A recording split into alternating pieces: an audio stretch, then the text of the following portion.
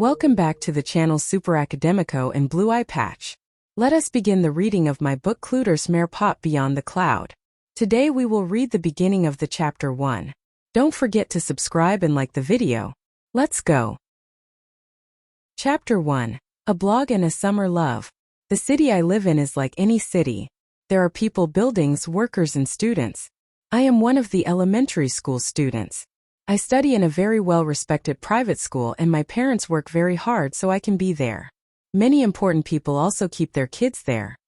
Or at least they try. The level of demand is great and not everyone can keep up. We also have traffic, beaches and many malls. The meeting point for fun of my generation. In fact, it is an inheritance of the previous generation, because mine meets itself through the digital world. The famous internet cloud, which connects servers around the world and connects people, information and everything else that gives life meaning to our 21st century world. That's why they call us Clueders, an English expression that derives from the cloud, in use now on every other language there is. Note, like many others English words, everyone takes it from the way it came, like the word internet itself. That summer brought new things to the school life and mine too. Cool and smart girls like me should not think about it, but I could not help noticing his perfect skin face coming through the door of our classroom. A sad and penetrating look that captivated me in its entirety.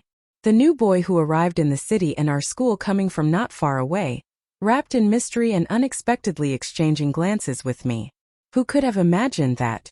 I, who barely appeared on the center of conversations, who would sit in a corner with some friends and concentrate on my studies, catching the attention of that handsome boy.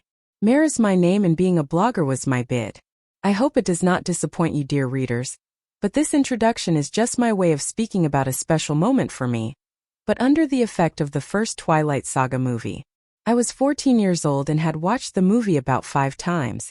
I posted my review of it on my blog and I was with Edward Cullen in my head as a male beauty model. Note: this was before the second movie, New Moon, debuting and showing that Jacob was much cuter.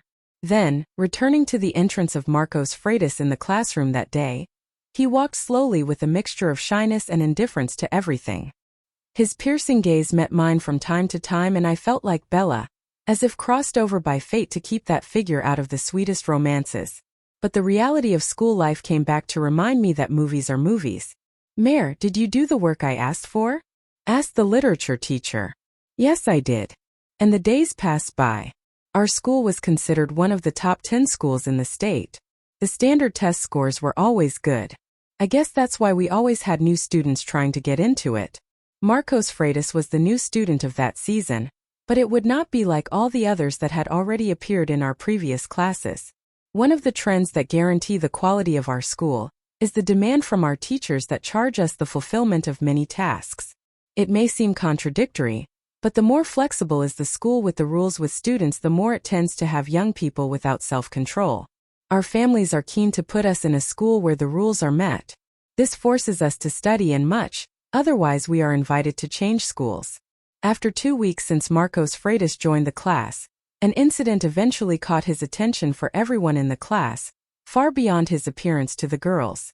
Being a little older, he also got attention from the boys in the class, who wanted him in their various groups. He had been late for the science teacher's class. Upon entering the room without asking permission and sitting in the back, the teacher came to have it out with him. Aren't you going to ask permission to enter the room, Mr. Marcos? Sorry, teacher.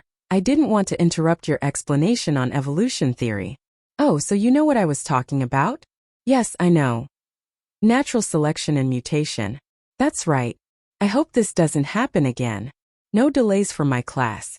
She turns to continue the lesson and he glances around with some satisfaction. I felt him stop and looking a few more seconds at me. In the break time there was no mention of anything else. The novice student had been able to face the great doctor of science. Always so strict with everyone about deadlines, punctuality and discipline, she ended up having to bend over to Marcos's argument when he was asked about the delay and discreet entry into the room. He seemed unshakable in the face of the situation. It did not seem normal for a young man of that age to be so sure of himself.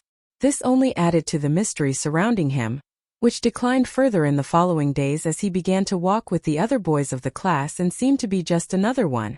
However, those apparent aspects of his personality would be essential for the understanding of what was to come in our lives. Note: more days passed by and the girls started talking about Marcos more and more often. It seemed like soon enough some of them would hook the new guy. Who would it be? Teenage blogs was not yet a fever at that time.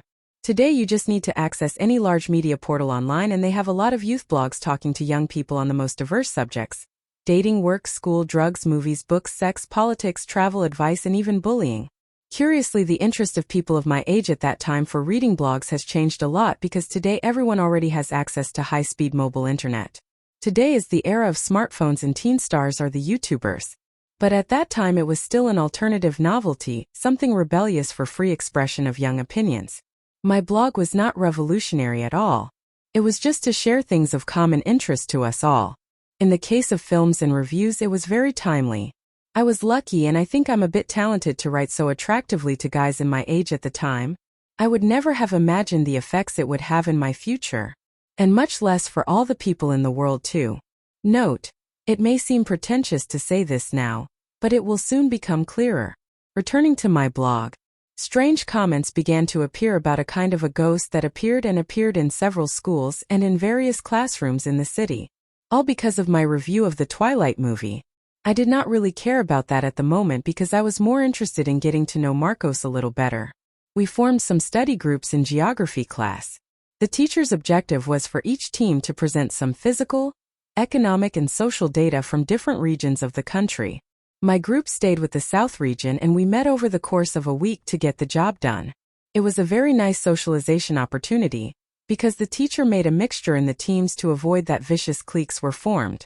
All teachers always say that it's important to vary who you work with because in the professional life there is not much choice about who we will work with.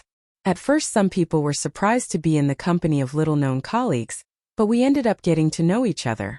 In particular, of course, I had the luck and opportunity to be on the same team with Marcos. I hope you have enjoyed this reading. Don't forget to subscribe to both channels and like and share the video. Bye.